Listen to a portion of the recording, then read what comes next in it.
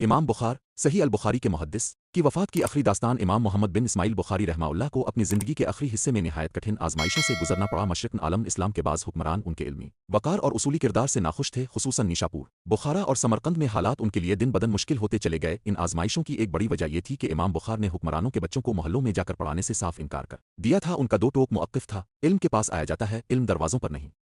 جاتا اس کے علاوہ بعض لوگ ان کی شہرت بلند مرتبے اور غیر معمولی کردار سے حسد بھی رکھتے تھے جس نے مخالفت کی آگ کو مزید بھڑکا دیا جب امام بخار کی عمر 62 برس کے قریب پہنچی تو نیشاپور کے حاکم کی طرف سے حکم آیا کہ وہ شہر چھوڑ دیں چنانچہ وہ وہاں سے روانہ ہو کر اپنے آبائی شہر بخارا پہنچے بخارا کے لوگوں نے شہر کے دروازوں پر ان کا شاندار استقبال کیا لوگ نذرانے لے کر آئے طلبہ اور اہل علم بڑی تعداد میں ان کے گرد جمع ہو گئے لیکن یہی عوامی محبت اور علمی مرکزیت بعض علماء اور خود حاکم بخارا کو ناگوار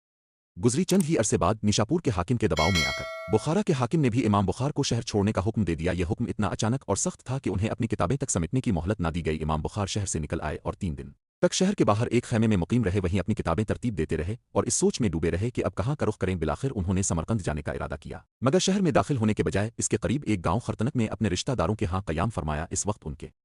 ساتھ ان کے شاگرد ابراہیم بن معقل بھی تھے ابھی چند ہی دن گزرے تھے کہ سمرقند کے حاکم کے کارندے وہاں بھی آن پہنچے حکم یہ تھا کہ امام بخار فوراً اس علاقے کو بھی چھوڑ دیں یہ عید الفطر کی رات تھی امام بخار کو اندیشہ ہوا کہ کہیں ان کی وجہ سے ان کے رشتہ داروں کو کوئی نقصان نہ پہنچے چنانچہ انہوں نے فوراً روانگی کا فیصلہ کر لیا ابراہیم بن معقل نے کتابیں ایک جانور پر رکھیں اور دوسرے جانور پر امام بخار کو سوار کرانے لگے ابھی قافلہ چند ہی قدم چلا تھا کہ امام بخار پر شدید کمزوری طاری ہو گئی انہوں نے